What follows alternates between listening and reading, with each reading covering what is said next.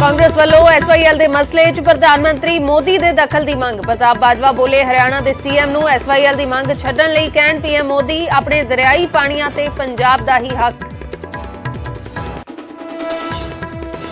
परमजीत सरना दा DSG-MC नूं खुला चैलेंज। बोले साडे ते दोष साबित होए तां छड्ड दिआंगा सियासत। दिल्ली गुरुद्वारा कमेटी ने पंथ विरोधी काम करन दा लाया इल्जाम। लुधियाना दे जगराऊं च दर्दनाक हादसा। जन्मदिन की पार्टी करके घर परतरे नौजवानों की नहर च डिग्गी कार। एक नौजवान की मिली लाश तां एक अजे भी लापता। दो नौजवानों नूं लोकां ने बचाया। मुक्तसर च दिखिया रफ्तार दा कहर। बेकाबू कार ने दरड़े 3 प्रवासी मजदूर। बाद विच कंध नाल टकराई। दोवें कार सवार भी जख्मी। यूपी के हरदोई च भी दिल्ली वर्गी रूह कंबाऊ घटना। कार ने साइकिल सवार स्टूडेंट नूं मारी टक्कर। करीब 1 किलोमीटर तक लड़के नूं घड़ीसिया। हालत गंभीर। सिक्ख्या विभाग ने पंजाब के स्कूलों च वधाईयां छुट्टियां। 7वीं क्लास तक 14 जनवरी नूं लगणगे स्कूल। 8वीं तो 12वीं तक सोमवार तो ही लगणगियां क्लासां।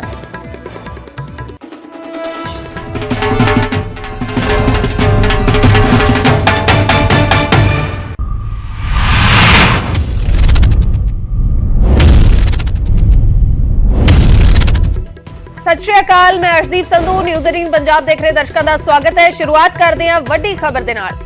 परमजीत सिंह सरना ने DSG-MC नूं खुला चैलेंज कर दिता है। कहा है कि जे इल्जाम साबित हो गए तो सियासत छड्ड देवांगा। परमजीत सरना ने सीधा चैलेंज कर दिता है DSG-MC नूं। कहा है साडे ते लगे इल्जामां दी अकाल तख्त जांच करे। सरना दा कहना है कि जे इल्जाम साबित हो गए, जे झूठे साबित हो गए तो इन्हां नूं सख्त सज़ा दित्ती जावे। साडे ते लगे इल्जामां दी अकाल तख्त जांच करे। उन्होंने कहा कि सानू बुला के जथेदार साडे कमां दी जांच कर लैण। उन्होंने इत्थों तक कहा कि सिरसा दे कहण ते साडे खिलाफ इल्जाम लगाए जा रहे हैं। साडी चादर पूरी तरह नाल सफेद है। साडे ते एक भी पैसे की देनदारी नहीं। दस दईए कि कल अमृतसर दे विच दिल्ली गुरुद्वारा प्रबंधक कमेटी के प्रधान हरमीत सिंह कालका ते मैंबरां ने परमजीत सिंह सरना के खिलाफ जथेदार नूं शिकायत सौंपी ते सरना भरावां ते पंथ विरोधी काम करन दा इल्जाम लाया। नाल ही कहा कि SGPC दे वल्लों सरना भरावां ते संगत दा करोड़ां रुपया खर्च किया जा रहा है। ते हुण परमजीत सिंह सरना ने DSG-MC नूं सीधा चैलेंज कर दिता है। कहा है कि ये सारे जिहड़े इल्जाम ने ये झूठे ने। जे ये इल्जाम साबित हो गए तो सियासत छड्ड देवांगा ते जे इल्जाम झूठे साबित होए तो इन्हां नूं सख्त सज़ा दित्ती जावे। उन्हां दा कहना है कि सानू बुला के जथेदार साडे कामां दी जांच कर लैण। इल्जाम लगाए कि सिरसा दे कहण ते साडे खिलाफ ये इल्जाम लगाए जा रहे हैं। साडे ते एक भी पैसे की कोई देनदारी नहीं।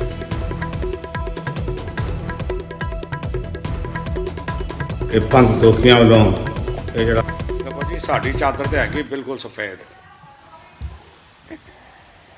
ये जिहड़ा कह रहा है साडा व्यापार अज जिहड़ा असीं कर रहे हैं, असीं एक वो चांदनी चौक की दुकान तो उठ के अज दुनिया च माल बेच रहे हैं। एक पैसे की रवादारी साडे काम की नहीं हैगी। ये हिंदुस्तान की हर एजेंसियां नूं पता है तो साडे नाल दे धंधा करन वालियां नूं पता है। बिल्कुल क्लीन व्यापार है साडा। दूसरा व्यापार साडा हैगा राम मटीरियल का, जिसनूं साडा छोटा भरा हरविंदर सिंह देखदा है। वो गल ही कोई नहीं हैगी, उहदे कोई कहानी भी नहीं है। एक पैसे का 100वां हिस्सा भी साडे रिश्तेदार ते चढ़े है कुड़म है वो करते हैं, सारी दुनिया ने पता है। मैं इन्हों को पुछना चाहता जो शराब का काम करते हैं, तुसीं उन्होंने को गराही लैन क्यों जाते हो? तुसीं बंगला साहब उन्होंने को क्यों ठीक कराया? तुसीं रकाबगंज जब उन्होंने हाल बनाया सी लखी शाह बंजारा हाल, तां तुसीं क्यों नहीं बोले? ये जिहड़ी गल इन्होंने की है सरसे के कहण ते की है। इन्होंने अकाल तख्त ते मामला लैके गए। मैं तुहाडे माध्यम राहीं अकाल जथेदार नूं बेनती करांगा कि सानू अकाल तख्त ते बुला के साडे काम काज दा, साडे करैक्टर दा, साडे ईमान दा, साडे धर्म दा सारा गल कर लैण। सानू कोई फर्क नहीं पैंदा। जब इन्हां कोल पुछोगे फिर इन्हां को पुछना जवाब की देणगे। सरसा की जवाब देगा तो कालका की जवाब देगा। असीं हुण इस वास्ते सानू इन्हां गल्लां दा कोई एक पैसे का फर्क नहीं पैंदा। इन्हां दी सरकारें दे बारे चलदी है। मैं तो एक मिनिस्टर दे नाल गल कीती सी, उन्हें मैनूं बुलाया सी चोणां विच। मैं कहा जी गल हैगी कि सरसा हर एक नूं डरावा दिंदा, मैं ईडी दे छापे मरवा लांगा। मरवा लो। पर उस तो बाद मैं धरने ते पै जाऊंगा, ये ना घर भी होने छापा मारो पूरा ईडी वालियां नूं। ਆਪਣਾ ਬਿਲਕੁਲ ਕਲੀਨ ਚਿੱਟ ਹੈਗੀ, ਕਿਸੇ ਗੱਲ ਦੀ ਫਿਕਰ ਨਹੀਂ। ਇਹਨਾਂ ਦੇ ਦੇਖਣਾ ਘਰਾਂ ਜਾ ਕੇ 12 ਖੁੱਲੀਆਂ ਹੋਣਗੀਆਂ, ਸ਼ਰਾਬਾਂ ਪੀਂਦੇ ਹੋਣਗੇ, ਇਹਨਾਂ ਦੇ ਸਾਰਿਆਂ ਦੇ ਸਜਰੇ ਨਸ਼ਰ ਮੇਰੇ ਕੋਲ ਹੈਗੇ। ਪਰ ਮੈਂ ਗੁਰਦੁਆਰਾ ਨਿਜ਼ਾਮ ਇੱਕ ਪਾਸੇ ਹੋਏ, ਘਰੇਲੂ ਇਹਨਾਂ ਦਾ ਮਸਲਾ ਇੱਕ ਪਾਸੇ ਹੋਏ। ਸਾਡੇ ਤੇ ਉਸ ਕਾਰਪੁਰਖ ਦੀ ਬਖਸ਼ਿਸ਼ ਹੈ, ਅਸੀਂ ਘਰੋਂ ਬਾਹਰੋਂ ਬਿਲਕੁਲ ਸਾਫ਼ ਹਾਂ, ਸਾਨੂੰ ਕਿਸੇ ਗੱਲ ਦਾ ਡਰ ਨਹੀਂ। ਅੱਗੇ ਅਕਾਲ ਤਖਤ ਇਹ ਜੇ ਭੜੂਆਂ ਨੇ ਮੈਨੂੰ 10 ਵਾਰ ਬੁਲਵਾਇਆ ਸੀ, ਵਾਹਿਦ ਸਿੱਖਾਂ ਮੈਂ ਜਿਹੜਾ ਅਕਾਲ ਤਖਤ ਤੇ 10 ਵਾਰ ਜਾਣ ਤੋਂ ਬਾਅਦ ਸੁਰਖਰੂ ਹੋ ਕੇ ਵਾਪਸ ਆਇਆ।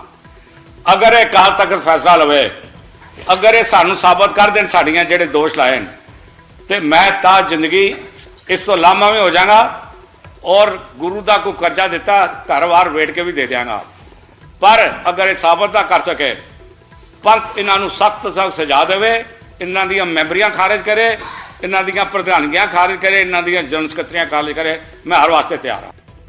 ਤਾਂ ਸਿੱਧਾ ਚੈਲੰਜ ਪਰਮਜੀਤ ਸਿੰਘ ਸਰਨਾ ਨੇ ਕਰ ਦਿੱਤਾ ਹੈ ਡੀਐਸਡੀਐਮਸੀ ਨੂੰ ਕਿ ਜੇ ਇਲਜ਼ਾਮ ਸਾਬਤ ਨਾ ਹੋਏ ਤਾਂ ਇਹਨਾਂ ਨੂੰ ਸਖਤ ਸਜ਼ਾ ਦਿੱਤੀ ਜਾਵੇ, ਜੇ ਇਲਜ਼ਾਮ ਸਾਬਤ ਹੋ ਗਏ ਤਾਂ ਮੈਂ ਸਿਆਸਤ ਛੱਡ ਦੇਵਾਂਗਾ। ਕੱਲ ਡੀਐਸਡੀਐਮਸੀ ਨੇ ਅਕਾਲ ਤਖਤ ਸਾਹਿਬ ਦੇ ਜਥੇਦਾਰ ਨੂੰ ਇੱਕ ਚਿੱਠੀ ਸੌਂਪੀ ਤੇ ਸਰਨਾ ਭਰਾਵਾਂ ਤੇ ਵੱਡੇ ਇਲਜ਼ਾਮ ਲਗਾਉਂਦਿਆਂ ਉਹਨਾਂ ਦੇ ਖਿਲਾਫ ਕਾਰਵਾਈ ਦੀ ਮੰਗ ਕੀਤੀ ਹੈ।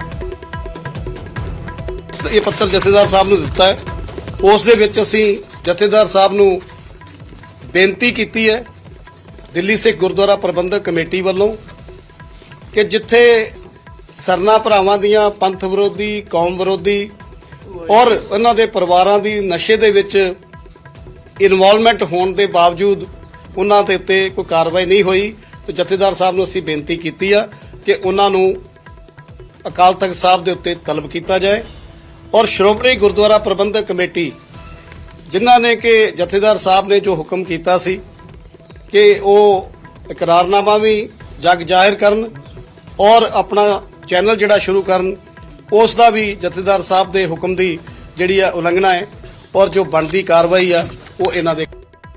ਸਰਨਾ ਭਰਾ ਜਿਹੜੇ ਕਿ ਸ਼ੁਰੂ ਤੋਂ ਹੀ ਪੰਥ ਵਿਰੋਧੀ ਕਾਰਜਾਂ ਦੇ ਵਿੱਚ ਇਨਵੋਲਵ ਰਹੇ ਆ, ਜੋ ਉਹਨਾਂ ਦੇ ਪਰਿਵਾਰ ਵੱਲੋਂ ਸ਼ਰਾਬ ਦੇ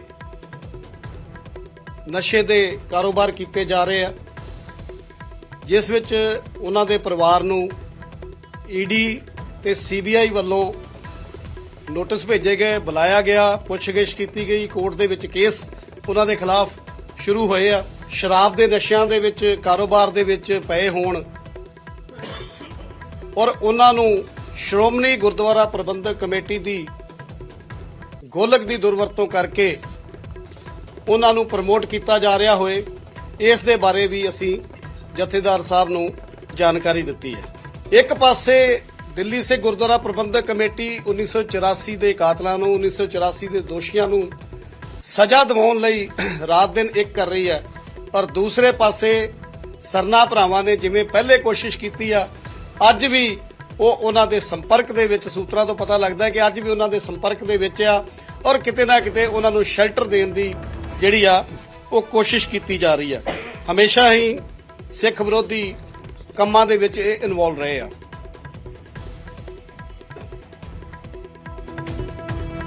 ਤਾਂ ਪਰਮਜੀਤ ਸਰਨਾ ਨੇ ਡੀਐਸਡੀਐਮਸੀ ਨੂੰ ਖੁੱਲਾ ਚੈਲੰਜ ਦੇ ਦਿੱਤਾ ਹੈ, ਕਿਹਾ ਹੈ ਕਿ ਜੇ ਇਲਜ਼ਾਮ ਸਾਬਤ ਹੋ ਗਏ ਤਾਂ ਮੈਂ ਸਿਆਸਤ ਛੱਡ ਦੇਵਾਂਗਾ, ਜੇ ਇਲਜ਼ਾਮ ਸਾਬਤ ਨਾ ਹੋਏ, ਜੇ ਇਲਜ਼ਾਮ ਝੂਠੇ ਸਾਬਤ ਹੋਏ ਤਾਂ ਫਿਰ ਇਹਨਾਂ ਦੇ ਉੱਤੇ ਸਖਤ ਕਾਰਵਾਈ ਹੋਏ। ਉਹਨਾਂ ਦਾ ਕਹਿਣਾ ਹੈ ਕਿ ਸਿਰਸਾ ਦੇ ਕਹਿਣ ਤੇ ਸਾਡੇ ਖਿਲਾਫ ਅਜਿਹੀ ਬਿਆਨਬਾਜ਼ੀ ਕੀਤੀ ਜਾ ਰਹੀ ਹੈ, ਅਜਿਹੇ ਇਲਜ਼ਾਮ ਲਗਾਏ ਜਾ ਰਹੇ ਨੇ, ਸਾਡੇ ਤੇ ਇੱਕ ਵੀ ਪੈਸੇ ਦੀ ਕੋਈ ਦੇਣਦਾਰੀ ਨਹੀਂ ਹੈ।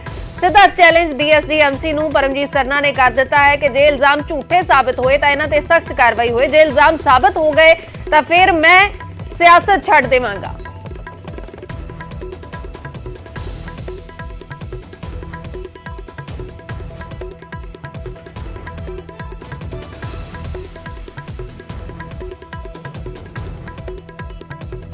उधर एसवाईएल ਨੂੰ ਲੈ ਕੇ ਪ੍ਰਤਾਪ ਸਿੰਘ ਬਾਜਵਾ ਨੇ ਪ੍ਰਧਾਨ ਮੰਤਰੀ ਨਰਿੰਦਰ ਮੋਦੀ ਨੂੰ ਅਪੀਲ ਕੀਤੀ ਹੈ ਕਿ ਉਹ ਇਸ ਮਾਮਲੇ ਦੇ ਵਿੱਚ ਦਖਲ ਦੇਣ।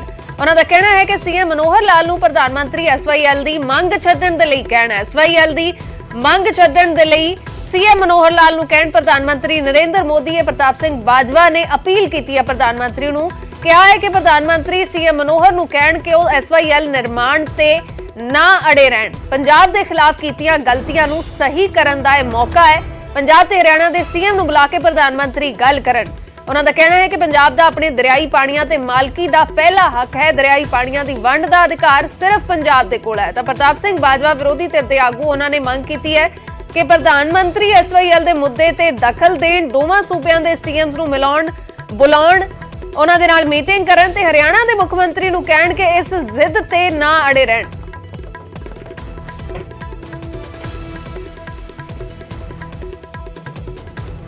ਉਧਰ ਮੁਕਤਸਰ ਦੇ ਵਿੱਚ ਭਿਆਨਕ ਸੜਕ ਹਾਦਸਾ ਵਾਪਰਿਆ। ਤੇਜ਼ ਰਫ਼ਤਾਰ ਕਾਰ ਨੇ ਪ੍ਰਵਾਸੀ ਮਜ਼ਦੂਰਾਂ ਨੂੰ ਦਰੜ ਦਿੱਤਾ। ਹਾਦਸੇ ਦੇ ਵਿੱਚ 3 ਪ੍ਰਵਾਸੀ ਮਜ਼ਦੂਰਾਂ ਦੀ ਮੌਤ ਹੋ ਗਈ ਹੈ। ਪ੍ਰਵਾਸੀ ਮਜ਼ਦੂਰ ਕੰਮ ਤੋਂ ਵਾਪਸ ਜਾ ਰਹੇ ਸੀ। 5 ਪ੍ਰਵਾਸੀ ਮਜ਼ਦੂਰ ਸੜਕ ਦੇ ਕਿਨਾਰੇ ਪੈਦਲ ਜਾ ਰਹੇ ਸੀ, ਜਿਨ੍ਹਾਂ ਨੂੰ ਇਸ ਕਾਰ ਨੇ ਦਰੜ ਦਿੱਤਾ। 3 ਮਜ਼ਦੂਰਾਂ ਦੀ ਮੌਕੇ ਤੇ ਹੀ ਮੌਤ ਹੋ ਗਈ। 2 ਹਸਪਤਾਲ ਦੇ ਵਿੱਚ ਜ਼ੇਰੇ ਇਲਾਜ ਨੇ। ਕਾਰ ਦੀਆਂ ਤਸਵੀਰਾਂ ਬਿਆਨ ਕਰ ਰਹੀਆਂ ਨੇ ਕਿ ਕਿੰਨਾ ਭਿਆਨਕ ਹਾਦਸਾ ਹੋਏਗਾ, ਕਿੰਨੀ ਤੇਜ਼ ਇਹ ਕਾਰ ਹੋਏਗੀ। ਕਾਰ ਅੱਗੇ ਜਾ ਕੇ ਕੰਧ ਵਿੱਚ ਵੱਜਦੀ ਹੈ ਤੇ ਬੁਰੀ ਤਰ੍ਹਾਂ ਨੁਕਸਾਨੀ ਜਾਂਦੀ ਹੈ। ਕਾਰ ਦਾ ਅਗਲਾ ਹਿੱਸਾ ਬੁਰੀ ਤਰ੍ਹਾਂ ਚਕਨਾਚੂਰ ਹੋ ਚੁੱਕਿਆ ਹੈ। ਕਾਰ ਸਵਾਰ ਵੀ ਜ਼ਖਮੀ ਹੋਏ ਨੇ। 3 ਪ੍ਰਵਾਸੀ ਮਜ਼ਦੂਰਾਂ ਦੀ ਇਸ ਹਾਦਸੇ ਦੇ ਵਿੱਚ ਮੌਤ ਹੋ ਗਈ ਹੈ। 2 ਜ਼ਖਮੀ ਨੇ, 2 ਨੂੰ ਹਸਪਤਾਲ ਦੇ ਵਿੱਚ ਦਾਖਲ ਕਰਵਾਇਆ ਗਿਆ। ਕਾਰ ਸਵਾਰ ਵੀ ਇਸ ਹਾਦਸੇ ਦੇ ਵਿੱਚ ਜ਼ਖਮੀ ਹੋਏ ਨੇ। ਸੂਰਜ ਪਾਨ ਮੇਰੇ ਸਹਿਯੋਗੀ ਜੁੜੇ ਨੇ। ਸੂਰਜ, ਹੁਣ ਤੱਕ ਕੀ ਕੁਝ ਜਾਣਕਾਰੀ ਇਸ ਮਾਮਲੇ ਤੇ? ਦੇਖੋ, ਦੇਰ ਰਾਤ ਦਾ ਇਹ ਪੂਰਾ ਮਾਮਲਾ ਹੈ ਜਦੋਂ ਕਿ ਤੇਜ਼ ਰਫ਼ਤਾਰ ਇੱਕ ਕਾਰ ਆ ਰਹੀ ਸੀ, ਜਿਸ ਦੇ ਨਾਲ 5 ਰਾਹਗੀਰ ਨੂੰ ਟੱਕਰ ਮਾਰੀ ਹੈ, ਜਿਸ ਦੇ ਵਿੱਚ 3 ਲੋਕਾਂ ਦੀ ਔਨ ਦਾ ਸਪੌਟ ਮੌਤ ਹੋ ਗਈ ਹੈ ਤੇ 2 ਜਿਹੜੇ ਰਾਹਗੀਰ ਸੀਗੇ ਉਹ ਜ਼ਖਮੀ ਨੇ। ਪ੍ਰਵਾਸੀ ਮਜ਼ਦੂਰ ਦੱਸੇ ਜਾ ਰਹੇ ਨੇ ਕਿਸੇ ਹੋਟਲ ਦੇ ਵਿੱਚ ਪੈਰਿਸ ਦੇ ਵਿੱਚ ਕੰਮ ਕਰਕੇ ਵਾਪਸ ਘਰ ਜਾ ਰਹੇ ਸੀਗੇ ਔਰ ਜਿਹੜੇ ਕਾਰ ਚਾਲਕ ਸੀ 2 ਲੋਕ ਉਹ ਵੀ ਜ਼ਖਮੀ ਨੇ। ਕੁੱਲ ਮਿਲਾ ਕੇ 4 ਲੋਕ ਜ਼ਖਮੀ ਨੇ, 3 ਦੀ ਮੌਤ ਹੋ ਚੁੱਕੀ ਹੈ। ਘਟਨਾ ਦੀ ਵਜ੍ਹਾ ਤੇਜ਼ ਰਫ਼ਤਾਰ ਦੱਸੀ ਜਾ ਰਹੀ ਹੈ। ਹਾਲਾਂਕਿ ਪੁਲਿਸ ਨੇ ਮੌਕੇ ਤੇ ਕਾਰਵਾਈ ਜ਼ਰੂਰ ਕੀਤੀ ਹੈ। ਦੇਰ ਰਾਤ ਦਾ ਮਾਮਲਾ ਹੈਗਾ ਔਰ ਪੁਲਿਸ ਦੀ ਜਾਂਚ ਕਰ ਰਹੀ ਹੈ ਕਿ ਆਖਿਰਕਾਰ ਇਸ ਦੇ ਪਿੱਛੇ ਵਜ੍ਹਾ ਕੀ ਸੀ, ਕੀ ਤੇਜ਼ ਰਫ਼ਤਾਰ ਇਸ ਦਾ ਕਾਰਨ ਸੀ ਜਾਂ ਕਿਸੇ ਹੋਰ ਕਾਰਨ ਇਹ ਪੂਰਾ ਹਾਦਸਾ ਹੋਇਆ ਹੈਗਾ। ਜੀ ਸ਼ੁਕਰੀਆ ਸੂਰਜ, ਪੂਰੀ ਜਾਣਕਾਰੀ ਦੇ ਲਈ। ਤਾਂ ਪੁਲਿਸ ਇਸ ਪੂਰੇ ਮਾਮਲੇ ਦੀ ਜਾਂਚ ਕਰ ਰਹੀ ਹੈ। ਇੱਕ ਤੇਜ਼ ਰਫ਼ਤਾਰ ਕਾਰ ਨੇ ਪ੍ਰਵਾਸੀ ਮਜ਼ਦੂਰਾਂ ਨੂੰ ਦਰੜ ਦਿੱਤਾ ਜੋ ਆਪਣੇ ਕੰਮ ਤੋਂ ਵਾਪਸ ਜਾ ਰਹੇ ਸੀ। ਸੜਕ ਦੇ ਕਿਨਾਰੇ ਪੈਦਲ ਜਾ ਰਹੇ ਸੀ। ਪੈਲੇਸ ਦੇ ਵਿੱਚ ਕੰਮ ਕਰਦੇ ਸੀ ਇਹ ਪ੍ਰਵਾਸੀ ਮਜ਼ਦੂਰ। 3 ਮਜ਼ਦੂਰਾਂ ਦੀ ਮੌਤ ਹੋ ਗਈ ਹੈ। ਉਧਰ ਲੁਧਿਆਣਾ ਦੇ ਜਗਰਾਉਂ ਦੇ ਵਿੱਚ ਇੱਕ ਦਰਦਨਾਕ ਸੜਕ ਹਾਦਸਾ ਵਾਪਰਿਆ ਹੈ, ਜਿੱਥੇ ਕੁਝ ਨੌਜਵਾਨ ਜਨਮ ਦਿਨ ਦੀ ਪਾਰਟੀ ਕਰਕੇ ਵਾਪਸ ਪਰਤ ਰਹੇ ਸੀ ਤੇ ਉਹਨਾਂ ਦੀ ਕਾਰ ਨਹਿਰ ਦੇ ਵਿੱਚ ਰੁੜ ਗਈ। ਜਨਮ ਦਿਨ ਦੀ ਪਾਰਟੀ ਕਰਕੇ ਨੌਜਵਾਨ ਵਾਪਸ ਪਰਤ ਰਹੇ ਸੀ। 4 ਨੌਜਵਾਨ ਸੀ, ਜਿਨ੍ਹਾਂ ਦੇ ਵਿੱਚੋਂ 2 ਨੂੰ ਬਚਾ ਲਿਆ ਗਿਆ। 1 ਨੌਜਵਾਨ ਦੀ ਲਾਸ਼ ਮਿਲ ਗਈ ਹੈ ਤੇ 1 ਅਜੇ ਵੀ ਲਾਪਤਾ ਦੱਸਿਆ ਜਾ ਰਿਹਾ ਹੈ। ਨੌਜਵਾਨ ਦਿਲਪ੍ਰੀਤ ਦਾ ਜਨਮ ਦਿਨ ਸੀ, ਪਾਰਟੀ ਕਰਕੇ ਵਾਪਸ ਪਰਤ ਰਹੇ ਸੀ। 2 ਨੌਜਵਾਨਾਂ ਦੀ ਜਾਨ ਲੋਕਾਂ ਨੇ ਬਚਾ ਲਈ। ਉੱਥੇ ਮੌਜੂਦ ਲੋਕਾਂ ਨੇ 2 ਨੌਜਵਾਨਾਂ ਨੂੰ ਬਚਾ ਲਿਆ। 1 ਦੀ ਲਾਸ਼ ਬਰਾਮਦ ਹੋਈ ਹੈ, 1 ਅਜੇ ਵੀ ਲਾਪਤਾ ਹੈ। ਜਿਹੜੇ 2 ਮੁੰਡੇ ਗੱਡੀ ਦੇ ਵਿੱਚ ਸੀ ਉਹ ਕੱਢ ਲਏ ਆ। ਜਿਹੜੇ 2 ਵਿੱਚ ਮੂਹਰ ਦੇ ਟਾਕਿਆਂ 'ਚ ਸੀ ਉਹ ਡੁੱਬ ਗਏ ਆ ਜੀ। ਜਾਂ ਤਾਂ ਉਹਨਾਂ ਦੇ ਕੋਈ ਸੱਟ ਸਵੇਟ ਵੱਜ ਗਈ ਵੀ ਉਹਨਾਂ ਤੋਂ ਨਿਕਲਿਆ ਨਹੀਂ ਗਿਆ, ਜਾਂ ਉਹਨਾਂ ਨੇ ਹੱਥ ਪੈਰ ਵੀ ਨਹੀਂ ਜ਼ਿਆਦਾ ਨਹੀਂ ਮਾਰੇ ਗਏ ਤੇ ਉਹ ਵਿੱਚ ਹੀ ਉੱਥੇ ਹੀ ਡੁੱਬ ਗਏ ਆ। ਉਹ ਗੱਡੀ ਦੇ ਵਿੱਚ ਸੀਗੇ ਜਾਂ ਦੂਜੇ ਮੁੰਡੇ ਦੀ ਗੱਡੀ ਚੋਂ? ਨਹੀਂ, ਮੈਂ ਗੱਡੀ 2 ਕੱਢੇ ਆ ਜਦੋਂ ਮੁੰਡੇ। ਇਦੋਂ ਬਾਅਦ ਗੱਡੀ ਦੇ ਵਿੱਚ ਵੜਿਆ ਵਾ ਪਾਣੀ ਦੇ ਵਿੱਚ ਜਾ ਕੇ। ਉਹ ਗੱਡੀ 'ਚ ਹੈ ਨਹੀਂ ਸੀ ਕੁਛ ਵੀ, ਜਮਾ ਵਿੱਚ ਜਾ ਕੇ ਗੱਡੀ ਨੂੰ ਫਿਰ ਰੱਸਾ ਵੀ ਪਾਇਆ ਵਾ ਤੇ ਗੱਡੀ ਦੇ ਵਿੱਚ ਹੈ ਨਹੀਂ ਸੀ ਕੁਛ ਵੀ, ਇਕੱਲੀ ਭੂਰੀ ਮਿਲੀ ਉਹਦੇ ਵਿੱਚੋਂ ਗੱਡੀ ਦੇ। ਠੀਕ ਹੈ। ਕੀ ਗੱਲ ਹੋਈ ਸੀ ਸਰਪੰਚ ਸਾਹਿਬ ਰਾਤ? ਰਾਤ ਜਦੋਂ ਅਸੀਂ ਆਏ ਇੱਥੇ ਸਰਪੰਚ ਸਾਹਿਬ ਵੀ ਬੈਠੇ ਆਪਣੇ ਡੱਲੇ ਦੇ ਵੀ ਸੀਗੇ। ਜਦੋਂ ਅਸੀਂ ਆਏ 2 ਬੰਦੇ ਮੁੰਡੇ ਉਹਨਾਂ ਨੇ ਕੱਢ ਲਏ ਸੀ ਤੇ ਉਹ ਕਹਿੰਦੇ 2 ਇਹਦੇ ਵਿੱਚ ਆ। ਮੇਰੇ ਸਾਹਮਣੇ ਉਹਨੇ ਗੱਡੀ ਵੀ ਕੱਢ ਲਈ ਸੀ। ਅਸੀਂ ਵੀ ਦੇਖਿਆ 3 ਵਜੇ ਤੱਕ ਡਿੱਗਦੇ ਰਹੇ ਜੀ। ਫਿਰ ਅਸੀਂ ਸਵੇਰ 7 ਵਜੇ ਫੇਰ ਆਏ। ਹਾਂਜੀ। ਤੇ ਹੁਣ ਤੱਕ ਉਹ 2 ਮੁੰਡੇ ਪਤਾ ਅਜੇ ਕੁਝ ਨਹੀਂ ਪਤਾ ਲੱਗਾ? ਨਹੀਂ ਜੀ, ਨਹੀਂ ਲੱਗਾ ਜੀ ਪਤਾ। ਜਿਹੜੇ 2 ਬਚਾਏ ਗਏ ਆ ਉਹ ਠੀਕ ਹੈ? ਹਾਂ, ਉਹ ਠੀਕ ਹੈ ਜੀ। ਇਹ ਦੇਰ ਰਾਤ ਇਨਫੋਰਮੇਸ਼ਨ ਆਈ ਸੀਗੀ। ਏਐਸਆਈ ਸਰਜੀਤ ਸਿੰਘ ਰਾਤ ਨੂੰ ਮੌਕੇ ਤੇ ਆਇਆ ਸੀ ਸਾਡਾ ਤੇ ਜਿਹੜੀ ਗੱਡੀ ਪਿੰਡ ਦੀ ਮਦਦ ਨਾਲ ਜਿਹੜੀ ਬਾਹਰ ਖੜੇ 2 ਬੰਦੇ ਜਿਹੜੇ ਮੋਹਰੇ ਚਲਾਉਂਦੇ ਸੀ ਗੱਡੀ ਉਹ ਤਾਂ ਵਿੱਚ ਲੱਭੇ ਨਹੀਂ ਹਜੇ। ਜਿਹੜੇ ਪਿੱਛੇ ਬੈਠੇ ਸੀ 2 ਉਹ ਗੱਡੀ ਦੇ ਉੱਪਰ ਬੈਠੇ ਬਹਿ ਗਏ ਸੀ ਚੜ੍ਹ ਕੇ। ਤਾਂ ਉਹਨਾਂ ਨੇ ਫਿਰ ਆਪਣੇ ਨਾਲ ਦੇ ਨੂੰ ਫੋਨ ਮਾਰ ਕੇ ਲੌਸਮੈਂਟ ਕਰਕੇ ਪਿੰਡ ਦੇ ਲੋਕਾਂ ਨੇ ਡੱਲੇ ਦਿਆਂ ਨੇ ਹੈਲਪ ਕਰਕੇ ਗੱਡੀ ਬਾਹਰ ਕੱਢੀ, ਉਹਨਾਂ ਨੂੰ ਕੱਢਿਆ। ਜਿਹੜੇ 2 ਉਹਨਾਂ ਦੀ ਤਲਾਸ਼ ਜਾਰੀ ਆ।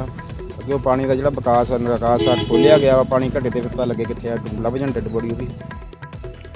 ਉਧਰ ਯੂਪੀ ਦੇ ਹਰਦੋਈ ਦੇ ਵਿੱਚ ਦਿੱਲੀ ਵਰਗੀ ਘਟਨਾ ਵਾਪਰੀ ਹੈ, ਜਿੱਥੇ ਇੱਕ ਕਾਰ ਨੇ ਸਾਈਕਲ ਸਵਾਰ ਵਿਦਿਆਰਥੀ ਨੂੰ ਟੱਕਰ ਮਾਰ ਦਿੱਤੀ। ਵਿਦਿਆਰਥੀ ਦਾ ਪੈਰ ਗੱਡੀ ਦੇ ਪਿਛਲੇ ਹਿੱਸੇ ਦੇ ਵਿੱਚ ਫਸ ਗਿਆ ਤੇ ਉਸ ਨੂੰ ਕਰੀਬ 1 ਕਿਲੋਮੀਟਰ ਤੱਕ ਕਾਰ ਸਵਾਰ ਨੇ ਘੜੀਸਿਆ ਹੈ। ਲੋਕ ਪਿੱਛੇ ਰੌਲਾ ਪਾਉਂਦੇ ਰਹੇ, ਗੱਡੀ ਦੇ ਪਿੱਛੇ ਭੱਜੇ, ਲੇਕਿਨ ਕਾਰ ਡਰਾਈਵ ਕਰ ਰਿਹਾ ਸੀ ਜੋ ਸ਼ਖਸ, ਉਸਨੇ ਕਾਰ ਨਹੀਂ ਰੋਕੀ। ਅੱਗੇ ਜਾ ਕੇ ਟ੍ਰੈਫਿਕ ਦੇ ਵਿੱਚ ਜਾ ਕੇ ਕਾਰ ਰੁਕਦੀ ਹੈ ਤਾਂ ਲੋਕਾਂ ਨੇ ਕਾਰ ਚਲਾ ਰਹੇ ਡਰਾਈਵਰ ਦੀ ਬੁਰੀ ਤਰ੍ਹਾਂ ਕੁੱਟਮਾਰ ਕੀਤੀ, ਕਾਰ ਦੀ ਭੰਨਤੋੜ ਕੀਤੀ। ਨੌਜਵਾਨ ਨੂੰ ਕਾਰ ਦੇ ਪਿਛਲੇ ਹਿੱਸੇ ਚੋਂ ਬਾਹਰ ਕੱਢਿਆ ਤੇ ਉਸ ਨੂੰ ਹਸਪਤਾਲ ਪਹੁੰਚਾਇਆ ਹੈ। ਤਸਵੀਰਾਂ ਨੇ ਯੂਪੀ ਦੇ ਹਰਦੋਈ ਦੀਆਂ, ਜਿੱਥੇ ਇੱਕ ਸਾਈਕਲ ਤੇ ਜਾ ਰਹੇ 15 ਸਾਲਾ ਵਿਦਿਆਰਥੀ ਨੂੰ ਕਾਰ ਨੇ ਟੱਕਰ ਮਾਰ ਦਿੱਤੀ। ਵਿਦਿਆਰਥੀ ਦਾ ਪਹਿਲਾ ਸਾਈਕਲ ਕਾਰ ਦੇ ਹੇਠਾਂ ਫਸ ਗਿਆ ਤੇ ਫਿਰ ਉਸ ਦਾ ਪੈਰ ਫਸ ਗਿਆ। ਕਾਰ जो चला रहा सी कार चालक ने कार नहीं रोकी। लोग पिछे भजदे रहे, रौला पाउंदे रहे, लेकिन उसने कार नहीं रोकी। अगे जाके ट्रैफिक दे विच कार रोकी तां लोकां ने नौजवान नूं कार दे हेठों कढिया, कार दी भंनतोड़ कीती, कार चालक दी बुरी तरह कुੱਟਮਾਰ भी कीती है। पुलिस इस पूरे मामले की जांच कर रही है। इस कार चालक नूं हिरासत दे विच लै लिया गया है। तेरी वाली रोड से आ रहे थे तो वो गाड़ी से आ रहा था बेगनार से, और हमने गाड़ी रोक दी, वो साइकिल रोक दी, और एकदम मेरा उसने गाड़ी रोक के हमने चलाई साइकिल, हम गिर पड़े फंस के, और पैर मेरा फंस गया और वो खींचते खींचते ले आया।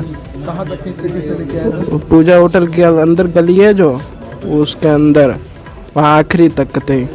कोतवाली शहर के पूजा होटल के पास एक 15 वर्षीय बच्चे की जो साइकिल है उसे वैगनार से टकरा गई। टकराने के बाद बच्चे का पैर उस वाहन में फंस जाने के कारण बच्चा घिसटता चला गया। आगे जाकर वैगनार कार को आगे रोका गया, जिसमें बच्चे को बचाया गया। बच्चा घायल है, उसको हॉस्पिटल भेजा गया है, और जो वैगनार का चालक है उसको हिरासत में लिया गया है। उसके खिलाफ विधिक कार्रवाई की जाएगी। सर, कार सवार को पब्लिक ने पकड़ भी लिया, पीटा, और उसके बाद कार वगैरह भी पलट दी। इस बारे में इसके लिए जाँच की जा रही है। जाँच करके इसमें जो भी विधिक कार्रवाई होगी पूरी की जाएगी। उधर बीएसएफ ने पाक रेंजਰਾਂ ਨੂੰ ਘੁਸਪੈਠੀਏ ਦੀ ਲਾਸ਼ ਸੌਂਪ ਦਿੱਤੀ ਹੈ। ਭਾਰਤ ਪਾਕਿਸਤਾਨ ਸਰਹੱਦ ਤੇ ਘੁਸਪੈਠੀਏ ਨੂੰ ਢੇਰ ਕੀਤਾ ਗਿਆ ਸੀ बीएसएफ ਦੇ ਵੱਲੋਂ, ਜੋ ਭਾਰਤ 'ਚ ਦਾਖਲ ਹੋਣ ਦੀ ਕੋਸ਼ਿਸ਼ ਕਰ ਰਿਹਾ ਸੀ। ਗੁਰਦਾਸਪੁਰ ਦੀ BOP ਚੰਨਾ ਪੋਸਟ ਤੇ ਇਸ ਘੁਸਪੈਠੀਏ ਨੂੰ ਢੇਰ ਕੀਤਾ ਗਿਆ ਸੀ ਤੇ ਹੁਣ ਉਸ ਦੀ ਲਾਸ਼ ਪਾਕਿਸਤਾਨੀ ਰੇਂਜਰਾਂ ਨੂੰ ਸੌਂਪ ਦਿੱਤੀ ਗਈ ਹੈ। ਪਾਕਿਸਤਾਨ ਦੇ ਨਾਰੋਵਾਲ ਦੇ ਪਿੰਡ ਦਾਊਦ ਦਾ ਇਹ ਸ਼ਖਸ ਰਹਿਣ ਵਾਲਾ ਸੀ। ਘੁਸਪੈਠੀਏ ਨੂੰ ਪਿਛਲੇ ਦਿਨੀ BSF ਨੇ ਢੇਰ ਕੀਤਾ ਸੀ, ਜੋ ਭਾਰਤ ਦੀ ਹੱਦ ਦੇ ਅੰਦਰ ਦਾਖਲ ਹੋਣ ਦੀ ਕੋਸ਼ਿਸ਼ ਕਰ ਰਿਹਾ ਸੀ। ਉਸ ਦੀ ਲਾਸ਼ ਪਾਕਿਸਤਾਨੀ ਰੇਂਜਰਾਂ ਨੂੰ ਸੌਂਪ ਦਿੱਤੀ ਗਈ ਹੈ।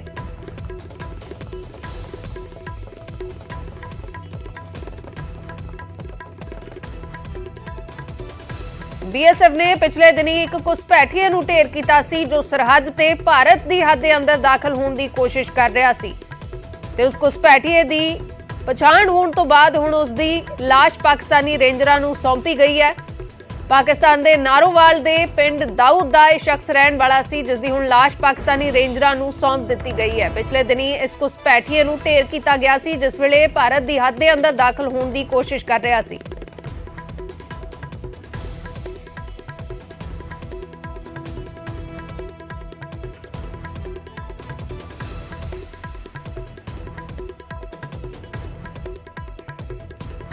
उधर बहादुरगढ़ दे विच एक वड्डा हादसा वापरिया है। गणपति धाम मंदिर दे पुजारी दी बच्ची दी मौत हो गई है। दम घुटण दे नाल 5 साला बच्ची दी मौत हो गई। अंगीठी बाल के पुजारी दा परिवार सौ रहा सी। पुजारी ते उसदी पत्नी दी हालत गंभीर है। दोहां दा PGI रोहतक दे विच इलाज चल रहा है। ये सिलसिला जिहड़ा है वो नहीं रुक रहा। बहादुरगढ़ दे विच वड्डा हादसा वापरिया है। गणपति धाम मंदिर दे पुजारी दी बच्ची दी मौत हो गई है। दम घुट गया, जिस दे कारण बच्ची दी मौत हो गई। अंगीठी बाल के पुजारी दा परिवार सौ रहा सी। बहुत ही खतरनाक हुंदा है कमरे दे विच जदों अंगीठी बाल के कोई भी जिहड़े लोग ने वो सौंदे ने, तां इस तरीके दे हादसे वापरदे ने। अग जदों भी जलदी है तां उसनूं होर बलदे रहण दे लई ऑक्सीजन दी लोड़ हुंदी है, ते जे कमरा बंद है तां इस दा मतलब है कि कमरे 'च जिन्नी भी ऑक्सीजन है वो उस अग दे लई इस्तेमाल हो जाएगी ते कमरे दे विच सिर्फ कार्बन डाइऑक्साइड बचेगी, जिस दे कारण लोग बेहोश हो जाते हैं या फिर अजिहे हादसे भी वापर जाते हैं जिथे लोगों की मौत हो जाती है। बहादुरगढ़ तो यह खबर है। मेरे सहयोगी प्रदीप धनखड़ जुड़े ने। प्रदीप, क्या कुछ आपके पास पूरी जानकारी? जी, दरअसल बहादुरगढ़ में दम घुटने से लोगों की मौत का सिलसिला रुकने का नाम नहीं ले रहा। आज फिर से एक हादसा हुआ है गणपति धाम मंदिर में, जहां पर पुजारी, उसकी पत्नी गंभीर रूप से जो है वो उनका गंभीर हालत बनी हुई है, जबकि उनकी 5 साल की बेटी की मौके पर ही मौत का मामला सामने आया। दरअसल कड़ाके की ठंड से बचने के लिए उन्होंने कमरे में अलाव जलाया था और उसी अलाव से उठने वाले धुएं और ऑक्सीजन की कमी के कारण ये मौत का मामला सामने आया। इससे पहले भी बहादुरगढ़ के कसार गांव में एक साथ 3 लोगों की मौत का मामला सामने आया था और दहकौरा गांव में भी एक व्यक्ति की इसी तरीके से जान गई थी। प्रशासन ने एडवाइजरी भी जारी की गई है, लेकिन लोगों में जागरूकता का अभाव है, जिस वजह से ये हादसे हो रहे हैं। दरअसल जब भी लोगों को भी ध्यान रखने की आवश्यकता है कि जब कमरे में आग जलाएं, लकड़ियां जलाएं ठंड से बचने के लिए, तो कमरे का दरवाजा या खिड़की पूरी तरह से बंद ना करें, ताकि वेंटिलेशन बना रहे और दम घुटने से मौत का मामला जो सिलसिला है रुक सके। जी शुक्रिया प्रदीप पूरी जानकारी के लिए। तो बहादुरगढ़ च पहला भी ये हादसा वापरिया है, तो हुण फिर तो ये हादसा वापरिया है। ਪੁਜਾਰੀ ਦੀ ਬੱਚੀ ਦੀ ਮੌਤ ਹੋ ਗਈ ਹੈ ਦਮ ਘੁੱਟਣ ਦੇ ਕਰਕੇ। ਪੁਜਾਰੀ ਤੇ ਉਸਦੀ ਪਤਨੀ ਦਾ ਰੋਹਤਕ ਦੇ ਪੀਜੀਆਈ 'ਚ ਇਲਾਜ ਚੱਲ ਰਿਹਾ ਹੈ।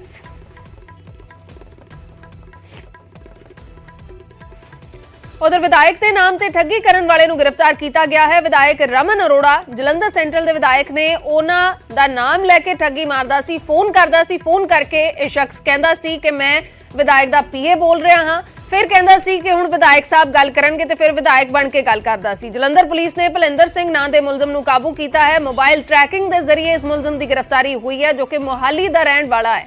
ਐਮਐਲਏ ਦੇ ਨਾਮ ਤੇ ਠੱਗੀ ਮਾਰੀ ਜਾ ਰਹੀ ਸੀ। ਐਮਐਲਏ ਦੇ ਕਰੀਬੀਆਂ ਨੂੰ ਫੋਨ ਕਰਕੇ ਪੈਸੇ ਮੰਗੇ ਜਾ ਰਹੇ ਸੀ।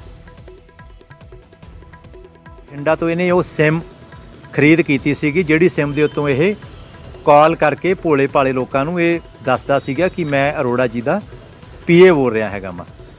ਤੋ ਜਿਹੜਾ ਇਹ ਬੰਦਾ ਹੈਗਾ ਕਾਫੀ ਸ਼ਾਰਪ ਮਾਈਂਡਡ ਬੰਦਾ ਹੈਗਾ ਔਰ ਅਸੀਂ ਇਹਨੂੰ ਜਿਹੜਾ ਗ੍ਰਿਫਤਾਰ ਕਰ ਲਿਆ ਹੈਗਾ ਜੀ।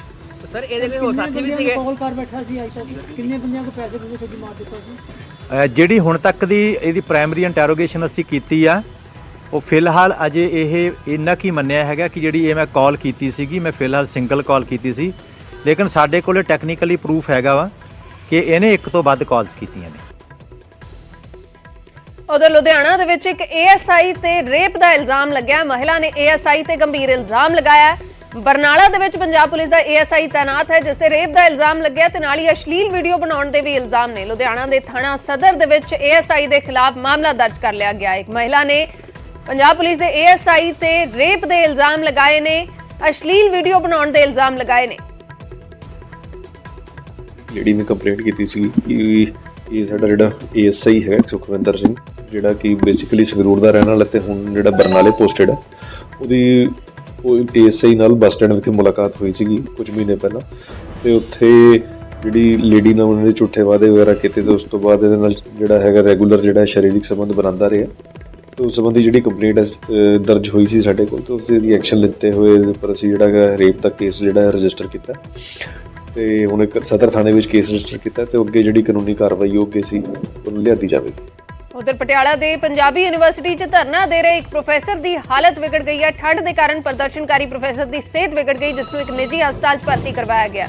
25 ਦਿਨ ਤੋਂ ਕੱਚੇ ਪ੍ਰੋਫੈਸਰ ਪੰਜਾਬੀ ਯੂਨੀਵਰਸਿਟੀ ਪਟਿਆਲਾ 'ਚ ਧਰਨਾ ਦੇ ਰਹੇ ਨੇ, ਰੈਗੂਲਰ ਕਰਨ ਦੀ ਮੰਗ ਕਰ ਰਹੇ ਨੇ ਤੇ ਇਸ ਦੌਰਾਨ ਠੰਡ ਦੇ ਕਾਰਨ ਇੱਕ ਪ੍ਰੋਫੈਸਰ ਦੀ ਸਿਹਤ ਵਿਗੜੀ ਹੈ ਜਿਸ ਨੂੰ ਇੱਕ ਨਿੱਜੀ ਹਸਪਤਾਲ ਦੇ ਵਿੱਚ ਦਾਖਲ ਕਰਵਾਇਆ ਗਿਆ। ਪਟਿਆਲਾ 'ਚ ਪੰਜਾਬੀ ਯੂਨੀਵਰਸਿਟੀ ਦੇ ਵਿੱਚ 25 ਦਿਨ ਤੋਂ ਕੱਚੇ ਪ੍ਰੋਫੈਸਰ ਧਰਨਾ ਦੇ ਰਹੇ ਨੇ।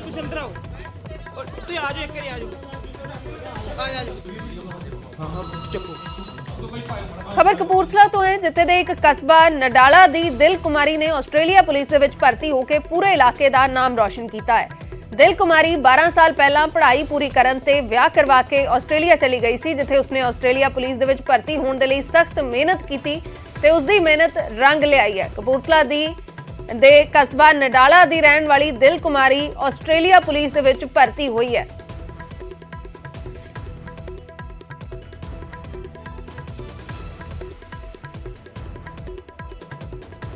ਸ਼੍ਰੋਮਣੀ ਅਕਾਲੀ ਦਲ ਦੇ ਪ੍ਰਧਾਨ ਸੁਖਬੀਰ ਸਿੰਘ ਬਾਦਲ ਪਰਿਵਾਰ ਸਣੇ ਹਰਮੰਦਰ ਸਾਹਿਬ ਨਤਮਸਤਕ ਹੋਏ ਨੇ।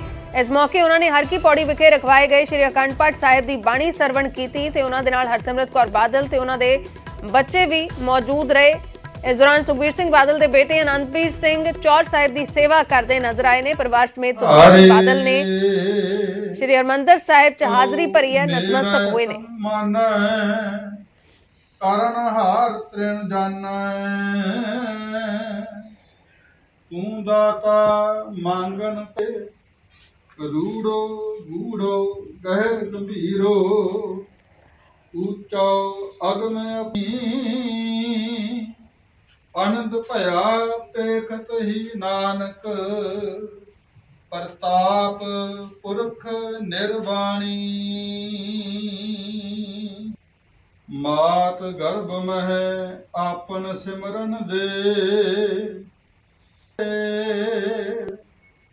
ਪਾਵਕ ਸਾਗਰ ਅਥਾ ਲਹਿਰ ਮਹਿ ਤਾਰਹੁ ਤਾਰਨ ਹਾਰੇ